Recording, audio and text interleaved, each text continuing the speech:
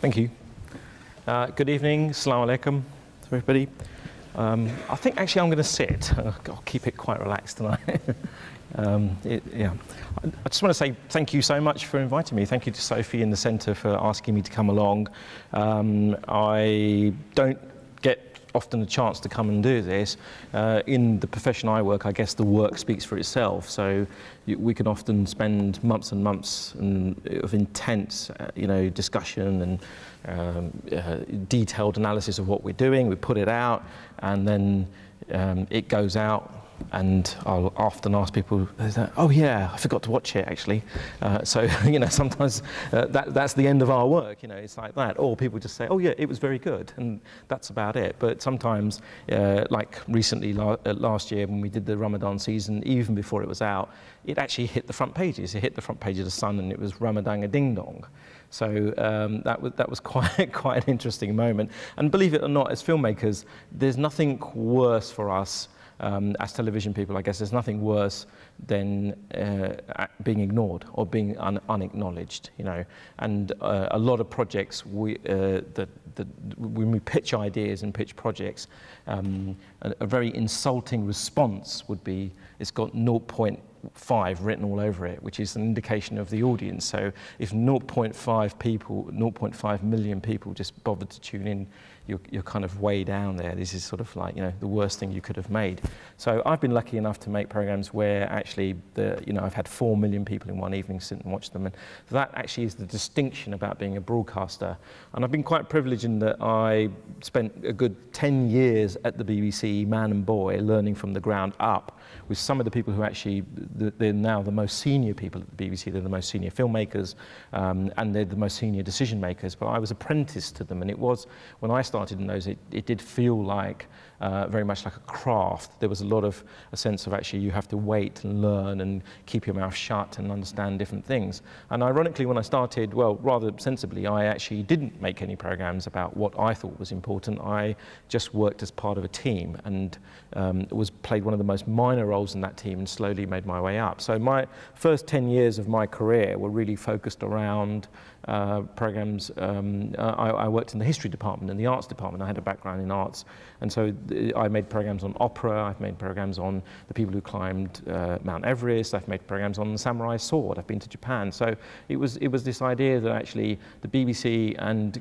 program makers and documentary makers need to be people who have a very broad cultural outlook and are interested in many, many things. And that sense of actually being somebody who can take on a project for a couple of months, because the average production period of any given documentary tends to be anything from 3 to 4 months, right up to possibly 2 years if you're doing a big series, a major series. I mean, that's all disappearing because the budgets are being cut. But in that period, it was like doing a PhD at Oxford. You would have to find 5 of the world's experts on that subject. And often you realize that they all hate each other because they think they're right and the other person doesn't know what he's talking about. So you're coming in with a lot of power as the BBC, and they all want to talk to you because this is their moment. And then afterwards, when the program goes out, all of them will write you horrible letters saying how you've let them down.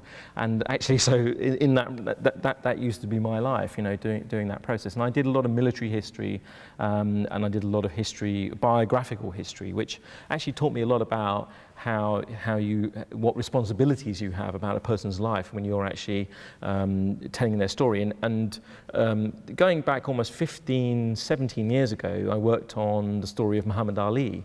And this was at a time when actually he was just at that phase where he was, his Parkinson's has been detected and he was not doing any public appearances. But it was quite an important time to actually look at somebody who's so iconic. And we interviewed virtually everybody around him except him, because the series was called Reputations, and the idea was to assess a person's reputation. But what it taught me was this idea that actually not everything in the media has to be Jeremy Paxman, wrong and right, black and white boxing match. You can actually have something which is nuanced. You can have actually something which is considered, which actually, if you go and talk to 10 people about a specific moment in history or the actions of somebody or what happened, that you've got these shades of grey taking place. And it makes you realize that actually that there is room and there is space, and people are appreciative of that, people who really care, want to really genuinely understand from everybody's perspective what went on. And the actual disagreements are just subtle nuances of shifts that take place. So and I really enjoyed that. I really enjoyed that kind of ability to kind of do that. And I can remember working on a documentary about Maria Callas, and I learned about coloratura and different types of opera, and it's all this thing between the 1956 recording and the 1958 recording, and which theatre did she do this performance in, and what did people think? And it's very obsessive, but people really who care about it appreciate that you take the time and you take the effort to do that. So it was always a contrast for me then to understand when I read, a tabloid newspaper, the extent to which people publish things that they know nothing about, or they have very little information about. And of course, at the time, as a Muslim, this was even before 9/11. It was beginning to get worse and worse and worse. And so I made a very conscious decision at some point to say, I've reached a certain place in my career, and I happen to be somebody who's a practicing Muslim, and I happen to kind of sit very close to people who are making documentaries about Muslims and actually putting the most ridiculous nonsense in there. And so I took a very conscious decision to shift my career at a certain time, having learnt how to do, I wouldn't say I had arrived at the pinnacle of my profession, but I definitely understood what the key aspects were. And that's when I started to take more of an interest. And that really happened around about 2000. So this was a year before 9/11. And it led to actually the BBC agree. I managed to get to some decision makers and say we need to hold a conference at the BBC to discuss how we deal with Islam. And virtually all the senior management of the BBC gathered, and key journalists and people were called in. And I think there was close to about 300 people, 400 people who came from all over the world to talk about that. And from that, one of the things that came out of it was an Islam season on BBC Two. And the Islam season was an opportunity to kind of put right really a lot of the misconceptions, but also to not, the thing that I thought was missing, and I think still is the idea of celebration. Sometimes you just want to actually say, hey, this is my religion, or this is my faith, without there being an agenda, without the necessity for having too much kind of, sort of it being sliced and diced so that people understand it from every aspect. And that was a great opportunity. It even had Lawrence Llewellyn-Bowen doing an Islamic interior.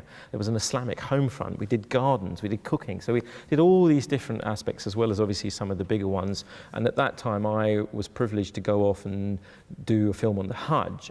And looking back at the history of the BBC, somebody had done it in the 1950s. I think a Sudani reporter had done it, but there was a big gap. Nobody had been back to look at the contemporary Hajj. And we were, of course, it wasn't simply that we were going to go and say, here we are at the Hajj and report it. We were actually going to turn it into a proper documentary with a narrative flow, etc. And that took a lot of understanding by the Saudi authorities, who just did not understand, what do you mean? I mean, CNN come here, they just take a few shots and say, wow, there's a lot of people here. And then they go away. Why do you feel you have to do all this? Well, this is how we make programs. And it was a very stressful time, but actually it's amazing. It did win awards afterwards. And it still, to this day, I would say that film has quite a lot of resonance in it. Unfortunately, tonight I would have liked to have brought a lot of clips and things for you to see, but we've got limited time, and I thought very carefully about what I wanted to talk about. And for me, I think it's just this, there needs to be, and I'm talking tonight not as a general media practitioner. I do have a career specifically in documentary filmmaking. I do occasional current affairs journalism. I particularly do things which concern the Pakistani community or the British Muslim community.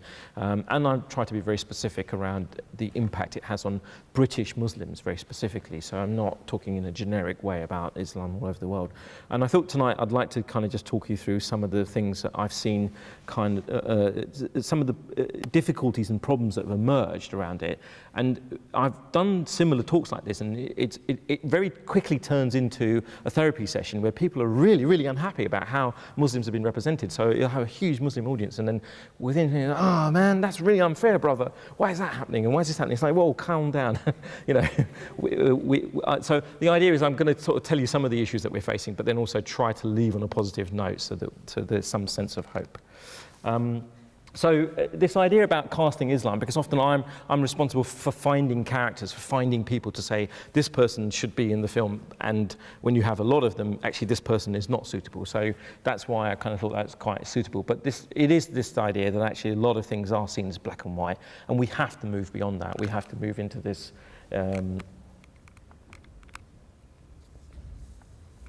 into a narrative that takes us beyond black and white. So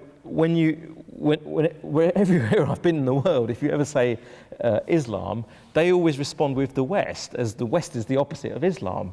Actually, one is a religion, the other one's a region, and these are kind of very specific things. I went to Pakistan, and we went to give a lecture at the Islamic University, and I had to actually correct them because they actually called it Islam and the West. And of course, we are not. I am the Islam of the West. So there is this idea about a new generation of people who are here. We happen to be simultaneously Western. I'm born here, I live here, and I also happen to be a Muslim. So it's sort of constantly this battle that I kind of think I'm always trying to break that down for people. That we move away from this notion of that there are these two monolithic blocks, because a lot of us happen to actually be in both of those camps at the same time and don't see them as being mutually exclusive. And then there's this idea about there is a region over there that is Muslim but everywhere else is religion, and how that works. And of course, this plays into people's ideas about myths, the myth of Islam and the reality of what's happening. So these would be described as, if you, by an anthropologist or a sociologist, I guess, as the meta-narrative that we live in. So we live in this kind of meta-narrative. And I did a stint as working at FAIR, the Forum for Islamophobia and Racism. And of course, the media is a large cause of that. And this constant barrage that people have of actually negative reporting, negative ideas or what it is. And to its defense, in some ways, as a journalist, if there is terrorism and it is happening by Muslims, we have to report it. You can't simply say, and when the terrorist himself says, I did actually attack this person in the name of God, you can make a distinction saying the Quran does not require him to do that, but the fact is you can't get away from the fact that he wanted to do it from that basis. And there are these subtle differences, and I think the Muslim community itself has got itself into a real knot over this at times, saying, oh, that's not true, that's not Islam, he's not a Muslim. Well, that's actually not correct. If you interview these people, that's what they're inspired by, and that's what they're doing. So we have to kind of be careful about how we understand all these things. But the problem is that this becomes the common perception of how we see things. And again, we are just simply, in the past 2 years, as the terrorism aspects keep bobbing up and down, they're surrounded by a slightly lighter agenda of female rights, female FGM, forced marriages, and of course halal foods. And to me, the big three things that will continue to fascinate the media, wider media, and actually a lot of non-Muslims, is the idea of the reduction of what the Sharia is into two things that concern people: the chopping off hands and why you're allowed to marry 4 wives. And so that is the complete reduction of the Sharia, and that is going to be a continuous agenda that we're dealing with. The cruelty of halal, that is the process of halal a cruel process? And of course, this fundamental idea about where people's loyalties lie. So these narratives continue to kind of be perpetuated and put around. When you speak to Muslims, how do they see themselves? Completely different. How would they like to describe themselves? If you said, let's go for it, you've got a blank page. A lot of Muslims actually would choose to discuss the terrorism, would choose to discuss the conflict. A lot of Muslims actually, when you even say to them, hey, what would you like to do? They would like to talk about Syria, without actually realizing at that point that they're just simply adding to the conflict, adding to that image. They actually feel that it's important to engage those things because they care very passionately about them. But if you have an opportunity to kind of look at all of the wider things that kind of civilize people, then there's a much wider cultural context, which actually hardly anybody knows about. People will will go on holiday to Morocco and come back with beautiful tiles and fantastic carpets, without at any moment acknowledging that that's got something to do with the religion of God, or the religion of the Quran. but they will absolutely justify terrorism with the same book. And actually, I think that's where we have, as a Muslim, I have my work cut out to try and make people understand. And whenever I try to cover what's wrong, I've also tried to do, programs then that show what's right, and actually that what has inspired Islam, as it were. Now, in reverse, Muslims themselves have preconceived ideas about what they think non-Muslims are about. And so this meta-narrative isn't just one way. It's not just Muslims are the victims. People do it back. You go to the Muslim world and ask people, what do you think of Britain? I've been insulted quite openly as how can I call myself a good Muslim? How dare I live in Britain, a place of heathens and crazy people? So how can you have Islam in Britain? People are very anti that. And we had a picture on one of our works of a woman in a very famous iconic picture by Peter Saunders of a woman in a Union Jack hijab, and people find that offensive. Muslims find that offensive. How dare you equate Britain with Islam? You would think that was the narrative of the EDL. It's exactly the same kind of thing. And so it shows you it works both ways, really. And for those of us who are Western, who live here, there's enormous amounts of aspects of this culture and this society which are positive, which I'm very proud of being British. I'm very proud of those traditions and upholding those values. And I wouldn't do that goodness gracious me thing of saying, actually, they've come from Islam. Well, they haven't. They are simultaneously in different parts of the world, people have arrived at the same conclusions because they're just based on decency and morality and goodness.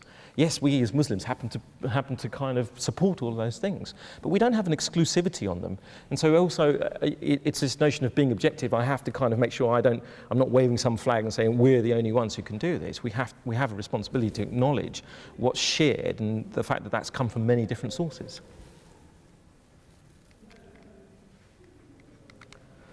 So the big issue becomes around where you get your media from and who would you think is informing you and who do you trust? Because the big word used to be objective, and as we're moving into a globalized world, the notion of being objective actually is being eroded because it's all about the truth. But the truth from different people's perspectives is, it's interesting to see the people working for RT who are standing up and denouncing, what's happening in the Ukraine. And I suspect they're doing that because they're more worried about being Americans living in America, working for a Russian channel. But it is interesting when you can switch between it. And I have friends who are real news hounds, and that's all they do. They just surf between these different channels to hear what's going on. So actually, it's sort of beginning to neutralize now. It isn't simply we're portrayed by the BBC or by CNN, which I used to hear 10 years ago all the time, the conspiracy theories around why that was being done. You can fundamentally switch over and watch any channel that you want and do that and get there. But in the midst of all of it, this issue of objectivity is now being replaced by transparency. This is an age of transparency. I mean, some of the most secretive things that have been happening in this society are being exposed. People are being brought to justice who thought that they were almost, that they had done things 20, 30 years ago. So it's sort of, we're moving into a very transparent era where it's becoming virtually difficult for you to try to put up a sense of actually this is what we want you to believe, and I'm still undecided whether it's who was right. Was it Huxley or was it Orwell? I think in one level there is a flow of immense content out there and information that you're flooded. It's impossible for you to actually assess it all and shift through it and get to the truth. At the same time, there's a lot of people trying to kind of suppress what's going on. And as we speak, there's journalists who have been arrested in Egypt, Al Jazeera journalists who have been arrested in Egypt, just simply for reporting their perspective. So there is still places in the world where enormous amounts of control is being placed on state media. And actually, we're lucky here. We are quite empowered, and we do have enormous amounts of rights and enormous amounts of freedoms. And we do get a lot of representation, despite us feeling as Muslims it's not enough, or it's not enough to set the negative image straight. But it is fundamentally there. Those freedoms are available to us. This was an interesting quote about the first casualty of the information age has been comprehension, content without context. And I feel this is increasing, that there is just this flood of content. And it's sort of, interesting because I think Paul Roberts was writing this at the time when they were assessing what happened with Iraq, what images were given out. But what I wonder to what extent they understood that it's more about the arrival of digital media, and the proliferation of digital media at that moment is fundamentally also a large factor that's in there. It's not simply just about the Iraq war. It's not, that didn't happen specifically around one war. It's just actually this is what's going on in terms of the technology we have and the access and the power that we have as we're doing this. So one of the mantras that I've had, and often as a person who has to make programs about Islam for the broadcasting public, not just for Muslims, for everybody, for somebody who's sitting in Cornwall, who perhaps has never seen a British Muslim, who lives in Britain but doesn't understand what they're about, they also have to find value in the work I'm doing. They have to understand what I'm talking about. And so it's very difficult in a 1-hour program or even in a 30-hour program to explain what we're talking about. So context becomes content. And fundamentally in that, I've written the same script over and over again. Islam is a religion founded by the Prophet Muhammad, 1400 years ago from the deserts of Arabia. How did Muslims get here? So you find yourself repetitively explaining the same stuff over and over again, which has its downside in that we actually never really get to the nuanced discussions and the sophistication of what's actually needed for people to do there, because there's so much basic information is missing.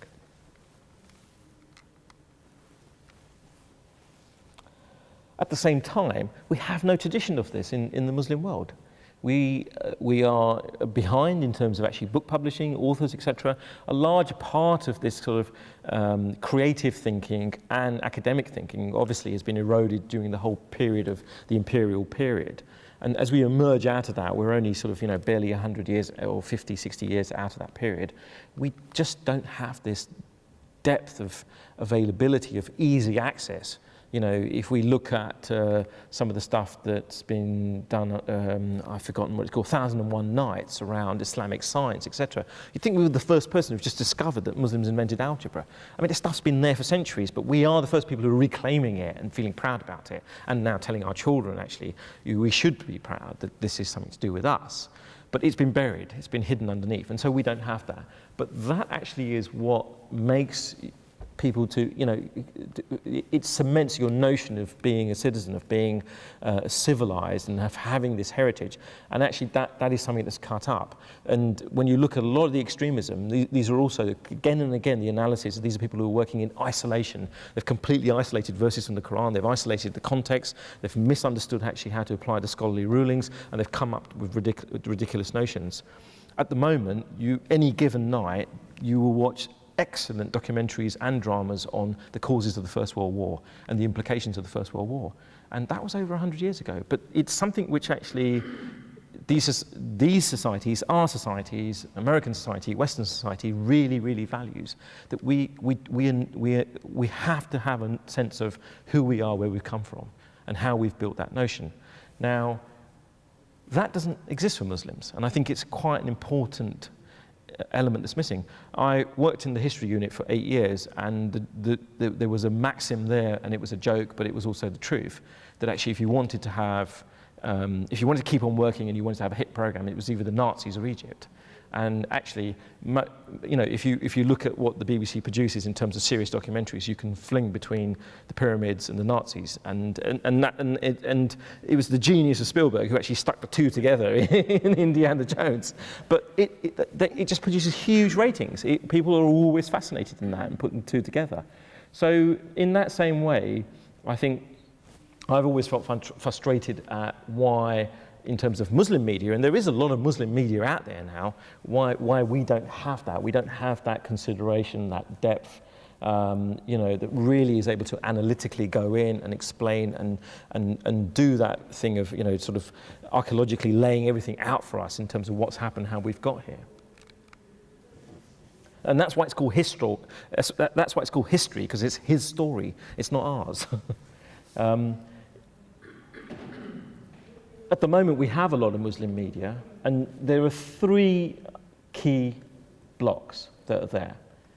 Entertainment virtually is limited to language-specific entertainment, and it's really just an emulation of American Western soap serials, it's people's lives, dramas, etc. It tends to be very consumable. It's not got huge depth. There are some notable exceptions. I think the Turks are starting to produce quite good historical drama about their own empires. The production values are increasing. I don't know how accurate the history is. I think they fudge aspects of it, but then that's going on in Hollywood as well. So that is beginning to change. 24-hour news. This is problematic, full stop. I think lots of people, I mean, one of the things that we might be shocked to see is that it may actually end at the BBC. They are considering, that's one of the things that's really kind of worried about. Is there any benefit to having a rolling news service? What is the point of that? And what actually good does it do society? But the negative aspect I think it does to a Muslim psyche is that it's just conflict after conflict after conflict after conflict. You literally are just reporting from the whole world is on fire. Now, if you sit there digesting that all the time, you will be impacted by that. All you will see is that everywhere in the Muslim world, in fact, what it does is it reinforces your understanding of being a victim. You would just completely feel that you were a victim, and that there was an air of paralysis. So I'm not a very big fan of it. I just don't think it actually adds anything to our viewing experience. And then you have theology, teledava, which again I think there's a necessity for that. It's sort of people coming outside of the mosque, taking their Islamic knowledge and then very specifically telling people. It's instructional. It doesn't really leave much room for you to kind of develop your thinking or your thought. And actually it's very unsuited for those of us who are Western educated, because there's no critical dialogue. It's literally do this, do this, do this. And you choose which one you choose depending on who you're obedient to. But there's no room for a dialogue. There isn't any room for you. And that's actually not how we're taught to think. If you're born here and you've been to school here, the first thing you're encouraged to do is question. That is considered to be completely disobedient within these things, or even a hostile act.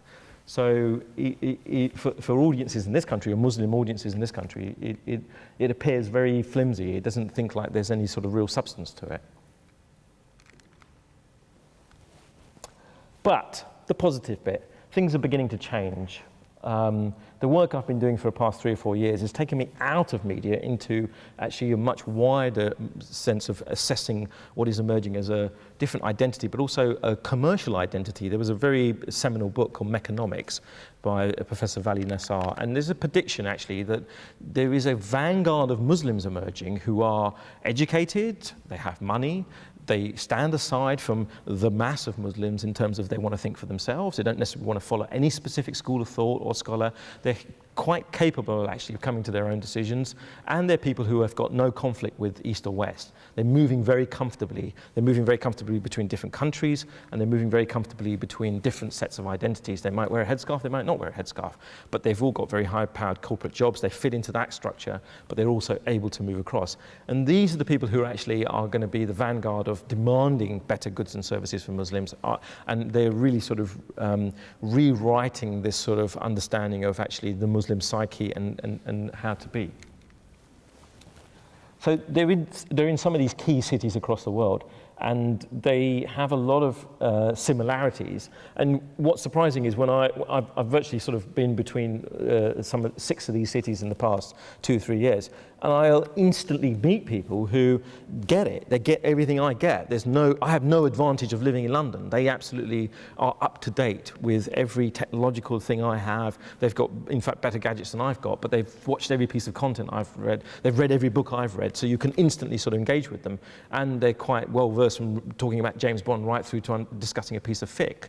And so it's sort of, in the past, that wouldn't happen. If you visited some of these countries, people were really behind. That catching up has really sort of taken part because of globalization, but also they're in many of them are in economically growth countries. I mean, the growth that's taking place in Malaysia and Abu Dhabi, it's embarrassing. But they're really sitting there and absorbing it. Not the whole of that society, but about 10%, I think, that are coming through. And that's an exciting proposition, because suddenly it's this vanguard of an audience that actually is demanding better media. It's demanding better goods and services. And the term that's used is the 3 Fs. And so the first F was food. This is the absolute necessity, the need to eat halal Nando's or to eat a halal pizza, etc. So there's a push, and that's why people like Kentucky have gone for halal certification. And there was a massive massive campaigns against Kentucky Fried Chicken for why they've got halal, and people didn't want it. In the end, they said, you can stop eating as far as we're concerned. If you're offended, don't come here, because actually the number of Muslims who consume it far outweighs the complaints. And so that consumer power is actually now a real force. It's an alternative to politics. It's an alternative to Muslim politics. It's an alternative to campaigning. It's an alternative to all of that. It's just the fundamental ability to have money in your pocket and to pay for goods and services and say, I want them like this. When I come onto this aeroplane, I want this kind of food and I want to sit in this kind of place. When I come into your airport, I want a place to pray. When I pay my fees to your university, then I expect this kind of treatment. And fundamentally, that relationship is a customer relationship, and that's beginning to change now. That's beginning to put a lot of power back into people demanding things, which allows someone like me to then start thinking about, well, what kind of programs could we make? But also, it suddenly puts a customer base there who's prepared to pay to watch this, and that's where the big problem's been up till now. There's not been enough people. If the mass of people are watching, Pakistani television dramas or Turkish television, etc., they're very happy with what they've got. But there's a group who are uncatered for, who want to see their religion reflected in a very accurate way. They want to see it done as good as what you're watching about the First World War. And so, these are the people who will demand this stuff. And from people like me, it's a shift away from being just somebody who's an employee for an organization where I'm trying to convince them, hey, let's do a series on Islam, to suddenly realizing I've got customers who I can actually get to quite easily, because I can put this stuff online, I can start to charge people a reasonable amount of money, and because there's, customers in everywhere from Malaysia to America to whatever, it's actually economically viable for me to make that happen. So I've been working on that as a kind of an idea, as a global platform idea. And this film is something that I prepared about 2 years ago. It's a bit out of date, but it's got some of those ideas around what we're trying to do. Meanwhile, back at where we started out, there are examples of really good stuff. I mean, we worked on, I worked last year on Channel 4's Ramadan season, and they really stuck their neck out. They got a lot of stick for doing it, but they like controversy, and they decided Muslims were their friends, and it was UKIP and the Daily Mail they wanted to annoy this time. So we took advantage of that, and I was amazed at the ability to produce the first ever azan that was played at the right time, and the effort they took, to kind of make sure it would happen correctly, and all of this kind of stuff. So there is a sea change emerging in that, but of course we have to realise we are a minority. If you're somebody who's looking to consume this stuff every week, or you want it on the same level that Top Gear, that's not going to happen. There's only so much of it any of these channels are committed to doing. And in fact, generally, when it comes under the issue of religion, there is a terminal decline taking place, full stop, across all British television in terms of how much religious television is being made, how much money is being invested in that. So we're not the only ones in that. In fact, we outstrip probably Christian worship, and often people complain about that, and they're very justified, because a lot of attention is paid towards Islam and series on Islam. And then this probably for me is one of the best programs I watched last year. I worked with Simon Sharma going back 15, 20 odd years. Very interesting, because he grew up in a suburb of North London. His father ran a grocery shop, and I had virtually the same childhood experience, except he went off to Oxford and became a history don. I'm hoping one of my sons would do that now. I'd love to do that. And I think it's quite an amazing thing to carry this notion of being an immigrant, of being non-Christian, and then having the responsibility of doing the history of Britain, and people accepting that it's a valid piece of history that's been written. But when I watched this, I wept, because I thought, when will the day come that we've got someone who can do this for Islam, a 3-part series with integrity, beautifully made, with depth, with complexity, and he's an incredible person for the range of skills he has as being completely respected as a historian, right through to the ability to then televise himself, which I know the two don't mix, and I'm sure many people in academia hate him for doing that because it's considered selling out, but he's really understood how to do that. And when I watched it, I regularly wanted to throw my shoes at him, because he's an ardent Zionist, he makes no bones about that, but I did I could sit there and I could understand what he's talking about. I don't completely agree with what he's saying, whatever, but it really did make me understand where they were coming from, where he was coming from. And he has the honesty to go to the wall and say, this is wrong, this isn't, I can't, as a person who supports Israel and supports Zionism, I still think this wall is wrong.